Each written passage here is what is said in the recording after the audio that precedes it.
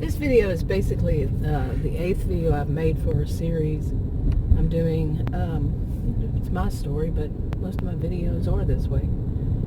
And in this one, I want to talk about when, basically one of the ways people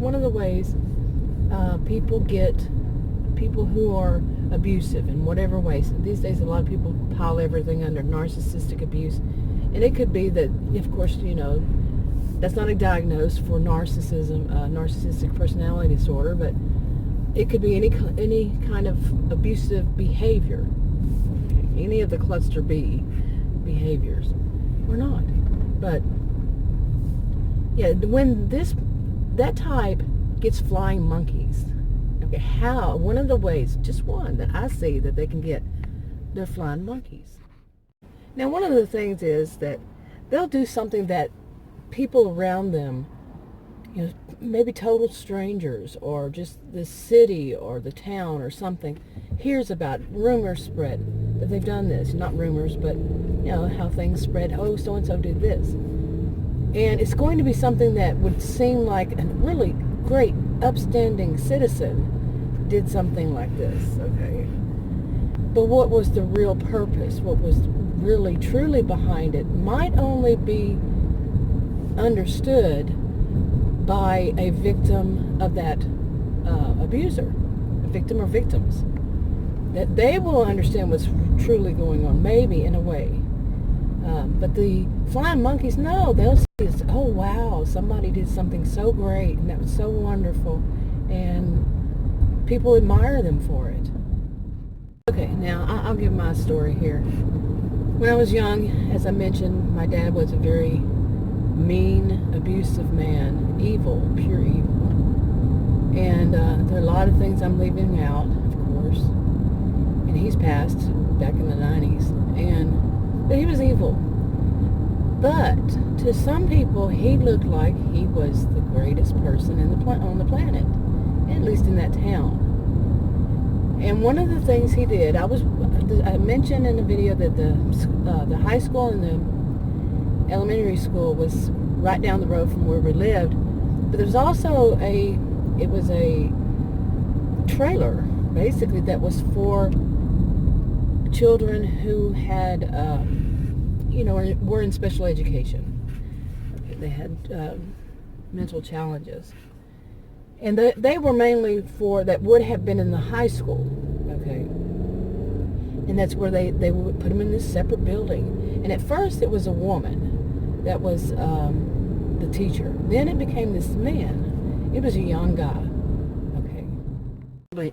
Pardon the blinker. And I've also mentioned that my brother, the firstborn of my parents, had a traumatic brain injury when he was born. This is one of the stories we were told. That the doctor used forceps and damaged his brain during the birthing process. One of the stories we were told. Well, my brother was in special education. And when I was in elementary school, my brother was in high school. So he was went to school in the special education trailer, too. Well, one day I walked home from school because it was so close. I walked home from school. My brother would walk with me. And one day my brother wasn't with me, and my dad was outside working on something. He had a hammer in his hand. I don't know what he was working on. I don't remember. That was a long time ago. So my dad asked me, why was my brother not with me? Now, it wasn't, totally safe for a young girl, in elementary school to be walking home from school by herself. And my dad asked me, where was my brother? And I told him, I said, well, they have him working, cleaning out the buses.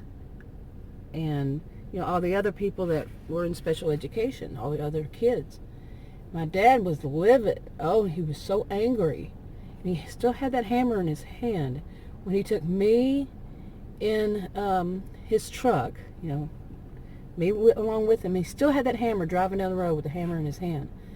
And he went to that building and spoke to the teacher with the hammer still in his hand. Very angry. This is a big man, okay? He only admitted to 6'7". He was probably between 320 and 340 pounds of muscle. Angry. Okay, that how dare they do something like that? You know, put the special ed kids into cleaning out the buses.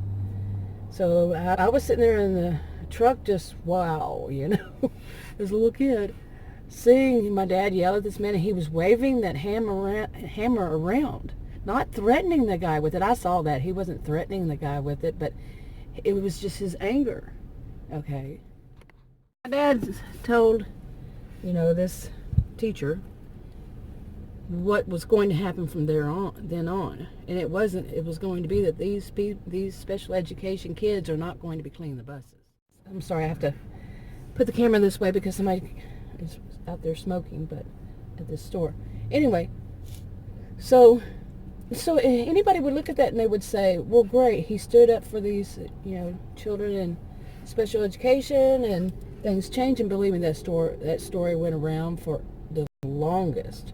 But what was his true purpose for doing that? What was truly behind it, I should say? Not the purpose, but what was truly behind all of it. Might not be what you think. But as one of his victims, I have a pretty good clue what was truly going on. And remember, I was there. So you can see how people would see him as such a great person, that he stood up to them and he made changes, and, you know, along this line.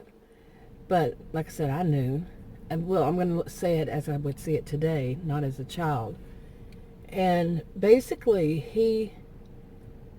his true purpose behind all of it was, or true reason was, because it was an ego injury to him, a bruise on his ego, because he considered his kids, his 5 children, as property, his property, extensions of him. Anything that happened to them, it was someone attacking him. You see, he was ticked off because how dare they do that to him? Not my brother, but to him. You see? And so he went into a rage. Now these days, I've heard a lot of people call it narcissistic injury, the narcissistic rage. The injury to his ego brought about his rage. And it did. He was in a rage. I mean, so angry that he still had that hammer in his hand. Okay, at least that's how the story was told. Okay. He did have it in his hand. And the story was, he said he wasn't planning on hitting the man with it, that he just forgot that it was in his hand. Okay.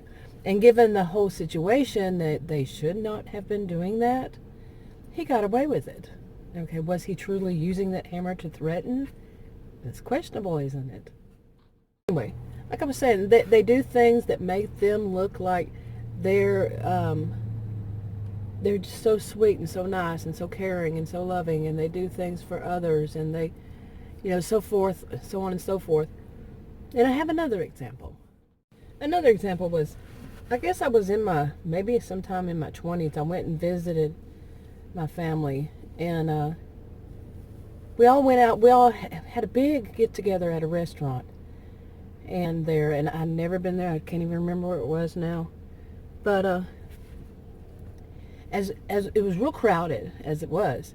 So as we were leaving, people were waiting in line to be seated, because it was a very busy place. It was a very nice place too, and nice food, good food. Things I remember about it, but that was it. I couldn't even tell you what kind. I remember those things. You know how, like when you have flashbacks, you just remember certain things that might be insignificant to the whole story. But anyway, so as we were all walking out, okay, now remember, my dad's this really large person. I'm a tall woman that is strong-bodied, and my siblings aren't that much different. My brother, I think, is 6'5". So anyway, I'm the second tallest. So anyway, so we were walking out, and there was a guy standing in line, and I'm the second tallest of the siblings, by the way. I haven't thought about that. But so we're standing in line, and they were standing in line, and we're exiting in a line because it's so crowded by the door. People were just standing there. And a guy, apparently, that was standing in line, made some kind of comment that one of them did not like. Okay, and she kicked the guy in the shin, okay, for having dared to say something like that about me. I didn't hear anything. I was right in front of her. So she looked good for doing something that she said somebody was attacking me. But what was it really? Knowing her, I know what it was. If, that's the question, if he did say something, which I don't think so, it was more of an a bruise to her ego injury. And because this is her, her people. I can't stand it when I hear people say, my people. That's bad. You get what I'm saying? She looks good, which physically attacking somebody is not good, but she looked like she's taking up for people still. Now some people can say that's not exactly a way to get flying monkeys, but in a way it is, yeah. Because people, what's happening is people are saying, oh, these are, people who do stuff for others, when it's really about their own bruised ego. Okay, and then they just act so impulsive, compulsive, just, attack. But people won't see it that way, and they get their opportunity to just get some aggression out, you see, and still look good while doing it. And others are going to see them and put them up on a pedestal, when really it's all about their bruised ego. But anyway, how many of you have stories like that? If you feel comfortable sharing, leave a comment below. Now, I do want to say that, remember, these are not going to be originally, probably, this series, put out in numerical order. Okay, it just depends on what, I have to go back and listen to them and edit them. I've already uploaded them, but to put in the tags and stuff like that. And I listen to them while I do that. And then it just depends on which one I feel like comfortable putting up that day. They might actually wind up being in order. But a couple of them, like I said, this is the 8th one, and I only have 3 public as of today that I'm making this one.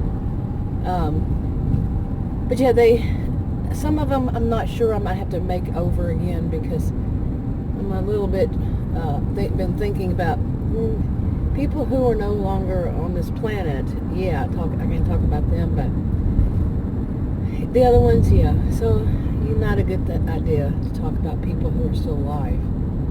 And I do have a lot more I want to add to that, and maybe in a future video. But so don't expect that. And plus, Adam is home for the holidays for 3 weeks. So this is 5 weeks altogether. He's been home lately. So, yeah. And so I can't make them at home. There's just too much noise with the puppy also. And so they will have to be like this. But I want to switch to where I'm making them from home, and I can be more together. I'm not as distracted. So just letting you know. Anyway, I'm wrapping this one up. If you have any comments, like I said, leave them below. Talk to y'all in another video. Bye.